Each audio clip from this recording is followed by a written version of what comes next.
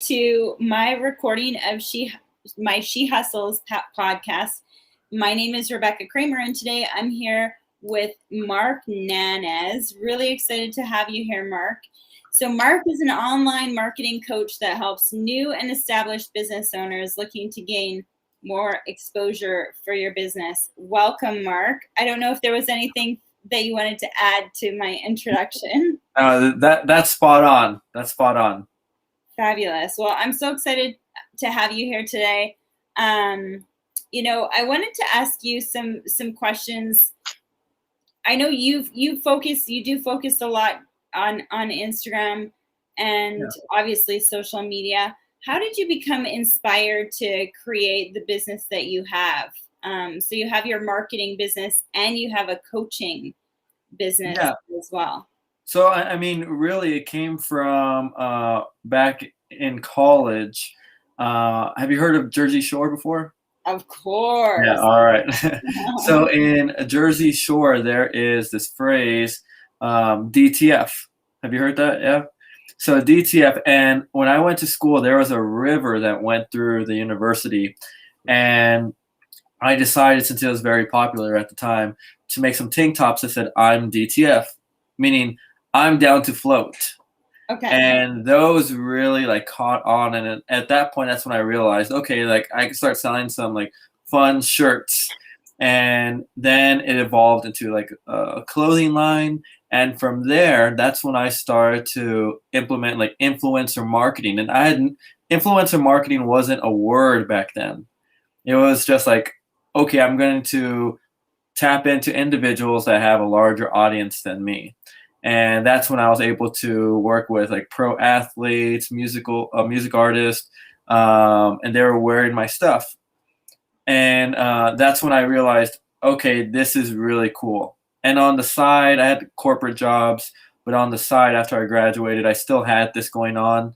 And individuals started just to ask me hey, can you help me out with some social media? And that's where it really started. And then it just kind of evolved. We got bigger and bigger clients. Not to say we only work with large clients. We work with new startups, new entrepreneurs, and individuals that are doing millions a year. So we work with everyone in between. But that's really where it started. And then the coaching side is me understanding that some businesses are better off doing their marketing in-house. So if I can teach individuals the systems and processes on how to get the results that they want, then that's better for them. So that's why I have the management, advertising, and then also the coaching consulting side. Yeah, I mean, I think that there are some businesses for sure that can do it themselves, and obviously others that just want to hire someone to do it for them. Yeah. What were some of the challenges that you had to overcome launching your business?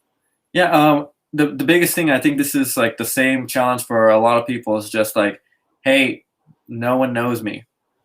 Now, I was in a new city because I went to a college town, so no one knew me in the city. Mm-hmm. So it was basically, hey, no one knows me. I need to get on people's radar.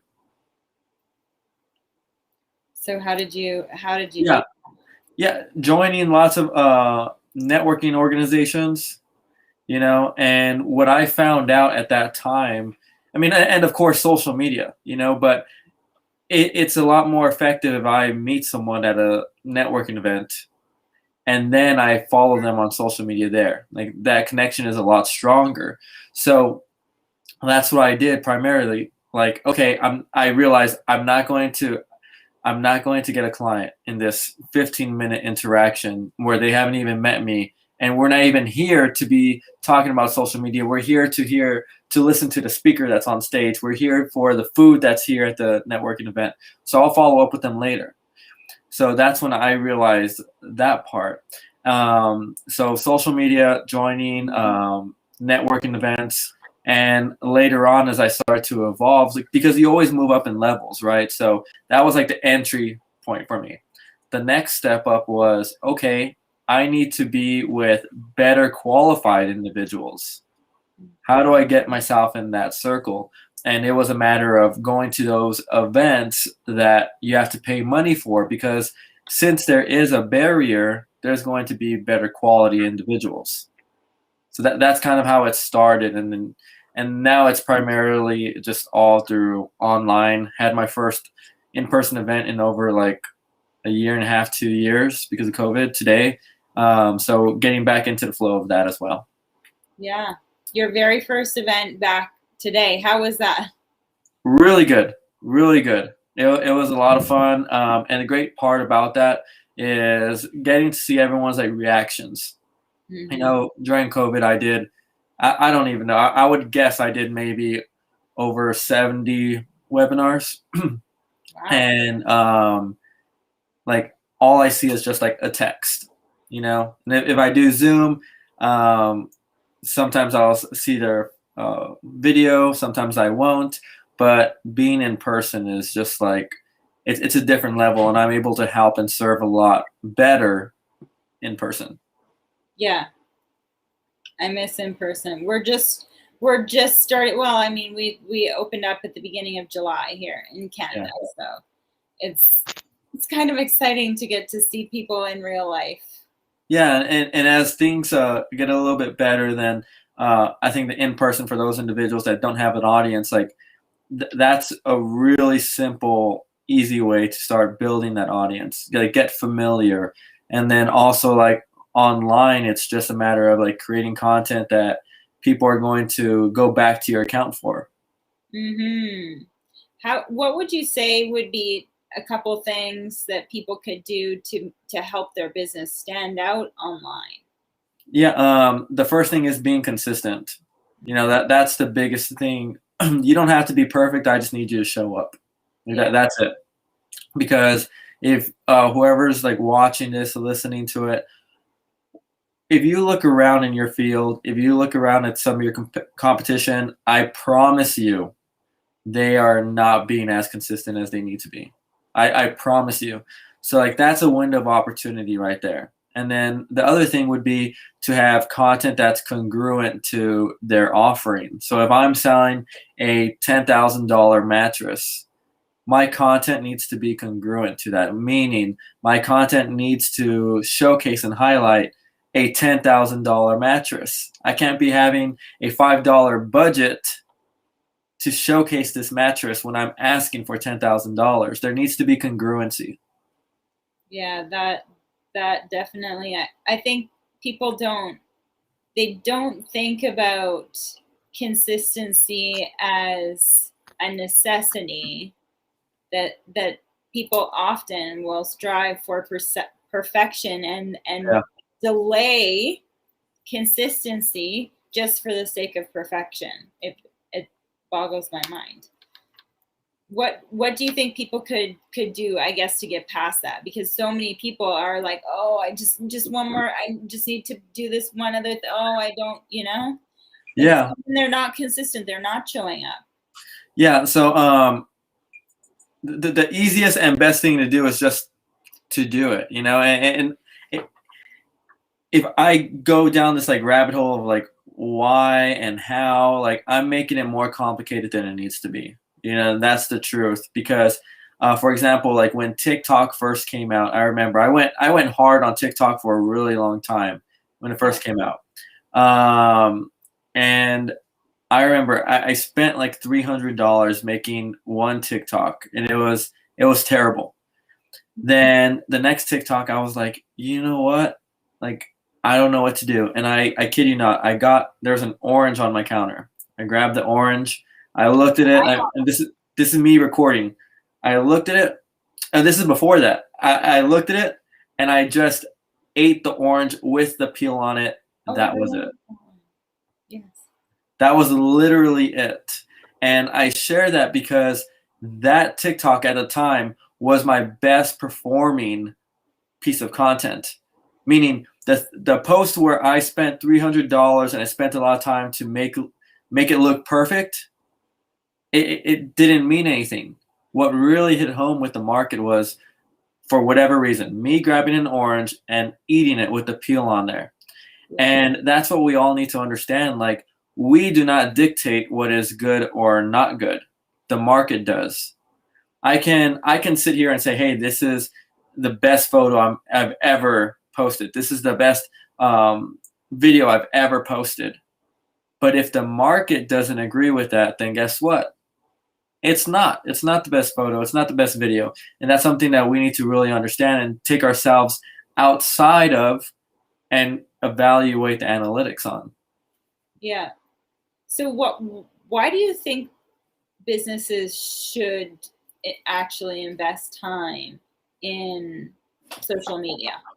Like, yeah, because and this is coming from experience of like all these years of actually like interacting with people at workshops. And one thing I hear a lot is like, hey, I started my business and I grew my business based off of word of mouth. Well, guess what? This is word of mouth 2.0. You know, I can put together a meetup or some type of event and shake 5 people's hands, or I could post something and get that out to thousands of individuals. You know, so for those individuals saying, hey, it's all about word of mouth, that's how I grew my business. I mean, this is taking your word of mouth and being a lot more efficient with it. This is amplifying your word of mouth. And this is also you having the freedom to actually work on your business while marketing your business. So like social media is just like the outlet, the channel that everyone needs to be on, because it's going to allow us to grow our audience. And there's one thing that I know: if we can expand our audience, if we can grow our audience and increase that, then we can also increase the amount of opportunities that we have to actually do business with individuals. What did you say? It's amplifying your word of mouth. Social media is the same thing as amplifying your word of mouth. That's so true. I think oftentimes we don't actually visualize what social media actually is. Yeah, I agree. One of the things that I think a lot of people are confused about is, which platform should I focus on? Like, which are the important ones to be on? Which one should I put most of my energy on? What would you suggest to people who are curious? Yeah, my biggest suggestion is to choose the platform, choose the vehicle that is going to get your message across to the most individuals. You know, so to me, that is Instagram for sure. There's less barriers of entry, and if you look at other social media platforms out there, it's normally like a one-way street. Meaning, like on Facebook, if I want to send a message to someone, the only way on the business side, the only way I can send a message to them is if they follow me. The only way for them to see my post is if they follow me. The only way for like any interaction, it's normally only made when someone follows someone else. Whereas something like on Instagram, I don't need to follow you to send you a direct message. I don't need to follow you to leave a comment. I don't need to follow you to give you a call on Instagram. Like I called Gloria, and I didn't follow her until then. Yeah. But and I don't know if I hit follow or not, but I will follow. But I was able to call her. You know, so like Instagram is a two-way street. You can get into conversations with individuals and not be connected with them, you know? And to me, that's the biggest thing. Whatever vehicle, whatever platform that we can get into a conversation easiest is the platform that we should be on. And right now, Clubhouse is for sure number one, but some individuals can't be on there for whatever reason. And then the second one is going to be Instagram. Everything else to me just falls like way below. Yeah, I love Clubhouse. Of course, I love Clubhouse. We actually have a question from Vishal. Hey gang, in your opinion, are some platforms better than others based on specific industry or type of business? And Mark, you said that Instagram is your favorite. Does that mean across all industries, or are there some industries that do better with Instagram versus a different social platform? Yeah. I would say across all industries, and for the reason being of getting into a conversation easier. So The thing is, it doesn't matter what industry or what type of business. Pretty much everyone is on Instagram, and that goes the same for other platforms too. Because when I say this, something I typically get is, okay, my audience is not on Instagram. Sure, if you're talking to a doctor, if you want to talk to a doctor, their practice may not be up on Instagram, but guess what? I would put some money down that they have a personal account on Instagram. So guess what? They actually are on Instagram, but it's up to you to actually do the work and build that connection and find their personal account. Yeah, it's very, very accurate that even if their business is not, I mean, I think most people are, I think lots of people are not doing Facebook anymore, right? Because Facebook is getting a little bit of an older crowd, I guess. I don't know. Most people are on Instagram. Most people that work are on LinkedIn. I guess not everybody's on LinkedIn, but it's interesting an interesting point that you can actually communicate the easiest on Instagram, for sure, for sure. What would you say are some things that people miss when it comes to whether it's digital marketing in general or specifically social media? What are some mistakes or some things that people miss when it comes to that? Yeah, I think the biggest mistake is going to be like messaging. You know, it needs to be extremely clear about like what you do, what you offer, and how someone can do business with you. So with that being said, that should be like the foundation of everything, because if you cannot accurately describe your product, your service, what you do, how you can help people out, if you can't describe that, guess what? Your audience is going to be completely lost. So whatever level you are when it comes to clarity in your overall messaging, it's going to be amplified for good or bad on social media. So when you say messaging, what you're meaning is the message or the voice or your message that you're trying to get across, not DMs or. Yeah, exactly. So not like physical messages. I'm talking about like the branding. Like if you go to my profile, you'll see, okay, this guy knows marketing, right? And one thing we see with like realtors a lot is, hey, if I go to your profile, like, what are you about? Do I know that you're a realtor? Do I know that you can help me out with real estate? Or do I know that you like to barbecue and you have 3 dogs and you like cookies and cream ice cream? Like, so that's the difference in the clarity. So if you were to just look at your account right now, what do you see? Would someone else outside of your circle understand what you do and what you offer? No, that definitely makes sense. I think people come from a place of, well, I don't know what I'm supposed to be posting anyways. So posting something is better than not posting anything at all. But which is, I mean, yes. And let's just get you to the point where you're actually, you can post those same images that you would have been posting personally, but the message that needs to go along with it needs to communicate exactly what you're trying to communicate, right? Right. If somebody has an account that they have been doing this, that they haven't been talking about their business, is it okay to start right away, or how do they switch their social media into something that actually communicates? Do they need to set up a new account, or can they just adapt their existing account? So I would just adapt the existing account. Like you already have some type of audience base.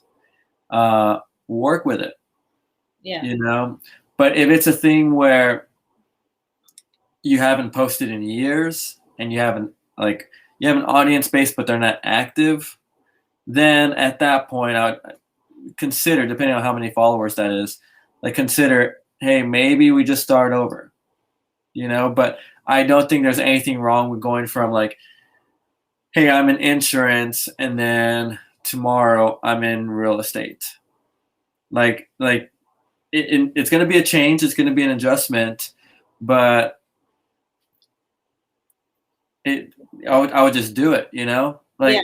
Like there's nothing that you're going to have to tell when you meet people, and this is the biggest thing.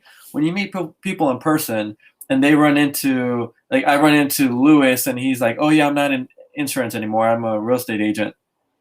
He's going to tell me that in person. Yeah. You know, so it's like, how are you going to hide from that? If I have a Zoom call with him, he's going to tell me that I'm no longer in insurance. I'm in real estate. So it's like why like hide it? Why have this like sneaky route around it? It's just like, hey, be straight up, because the one thing we need to do is just have that congruency from our online presence to our like in-person presence. Yeah. You know, the last thing we want is to be viewed a certain way online, and then when we actually have that really important meeting, we're a completely different person, because guess what? Now there's going to be some red flags that pop up. Now there's going to be some questions. Whereas if we're being authentic the whole time in person and online, then guess what? People already know what to expect. Yeah. And we get past that. There are no questions. And now we can have a smoother sales process at that point. Because they know you, right? Except for swearing. If you swear in real life, you should not also swear on. Yeah. It's not a good idea. So when it comes to, we'll talk about Instagram since that's your favorite. When it comes to Instagram, what are the biggest things? Because Instagram, I know, recently changed, and a lot of business owners don't know all the changes that happen. They don't know how to even react. Like, okay, Instagram just announced that they're focusing on different things now, but why, as an entrepreneur, why should I care? Because I don't even know what I was caring about in the first place. Yeah, well, we need to care, because this is the vehicle that is like driving home our message, right? This is the vehicle that is letting people know this is the product that I offer, this is the service that I offer. So we need to care about that. That's like saying, hey, why should I care about the change in venue location if I'm going to a networking event, right? I should care, because if I go to a different place, no one's going to be there and there's not going to be free food.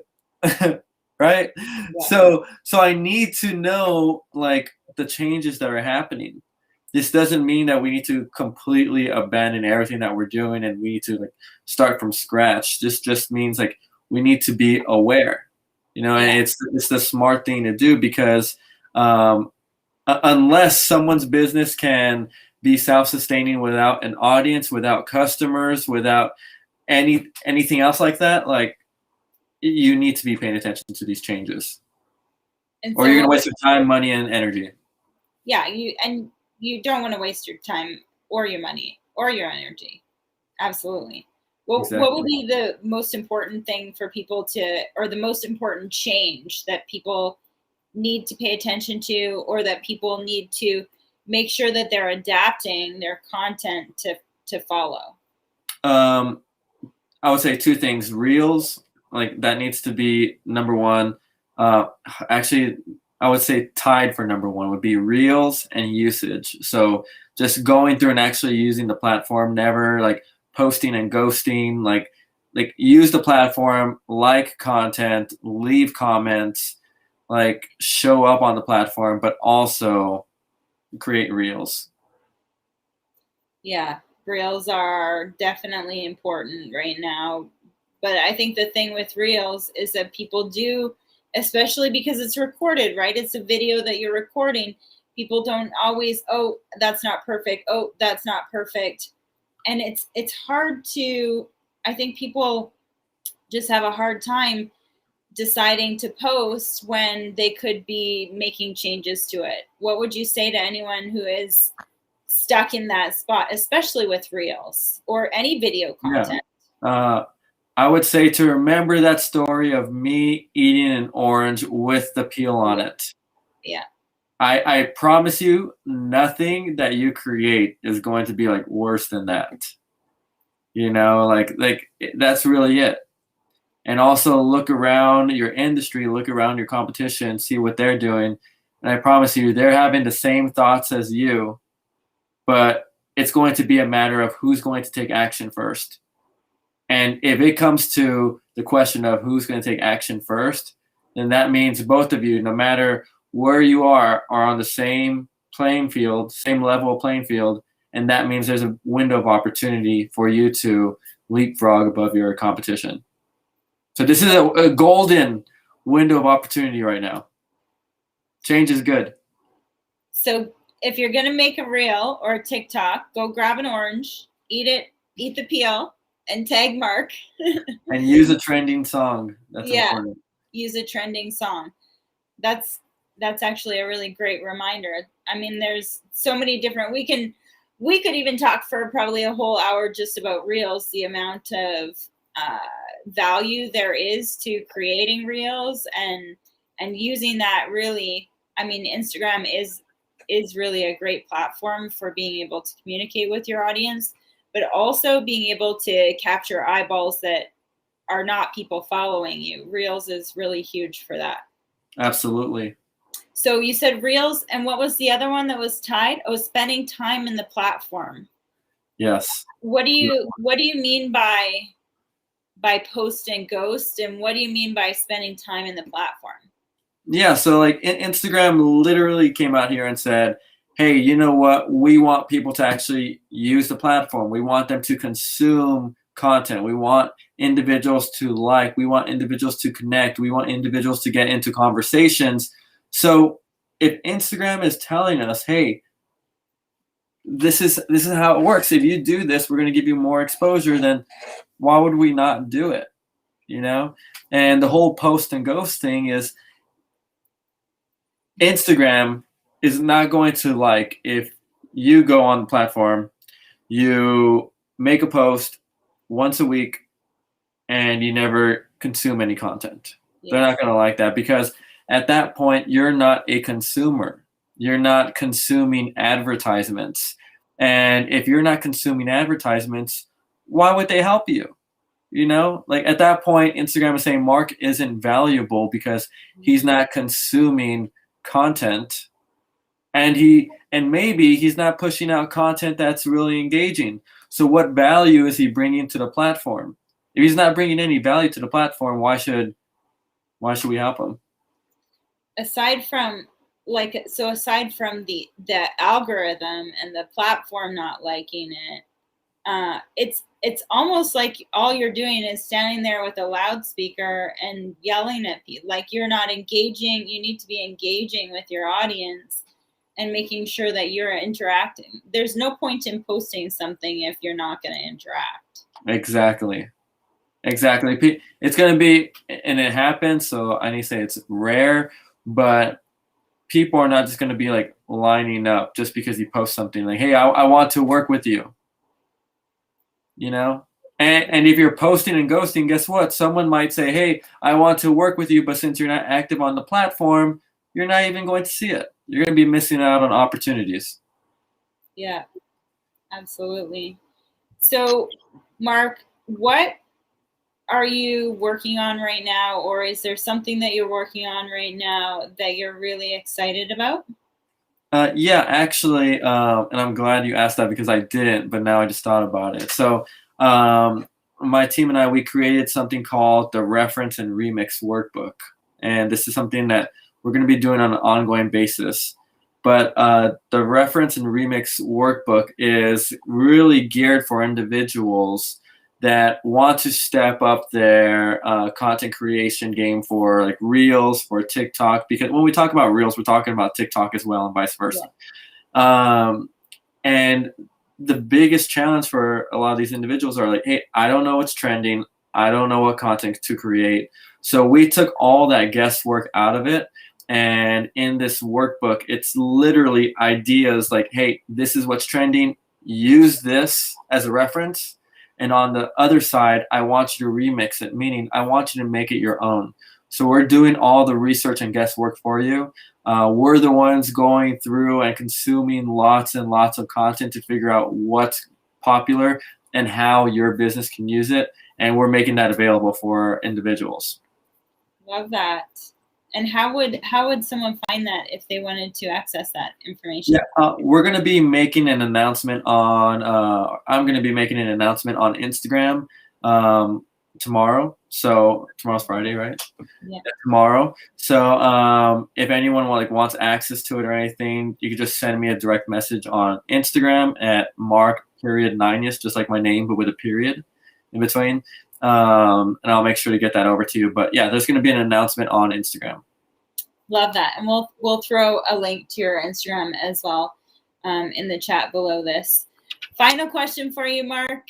And well, obviously we've learned a lot over the last little bit, but what are you the most excited about for the future, either of your business or what you're doing personally? You can answer it however you want to answer it, but I'd love to know what you're the most exciting thing right now is getting a lot of our clients and new individuals that might not even be a client of ours to really take that leap of faith and start creating reels. To me, it is so cool. Like this morning, I had one of our clients call, and she was like, "What the heck did you do overnight?"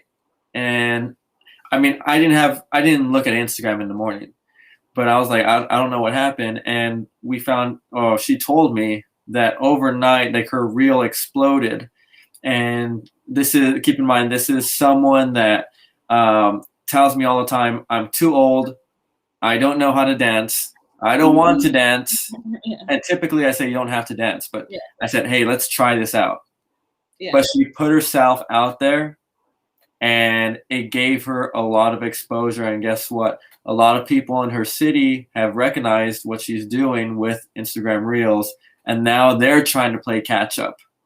Right? And that's the position we want to be in as a business owner, where other people are trying to catch up to us because we're out there and we're crushing it. So I am most excited for working with individuals that really want to step up their Instagram Reels game, or just want some guidance, just in general. I'm excited for them. Yeah, that's very cool. It's always, I feel like it's more exciting when your client is successful even than your own self, Yeah. It's like you can be a proud parent. Absolutely. Well, Mark, thank you so much for joining me here today. And guys, we're going to throw the link below for you to be able to follow Mark on his social media. And thank you so much for joining me here today. Don't forget, I am here every week on Thursdays at 2 p.m. Eastern or 12 o'clock Mountain Time for my recording of my She Hustles podcast. So we'll see you again next week. And thank you so much for joining me and Mark today.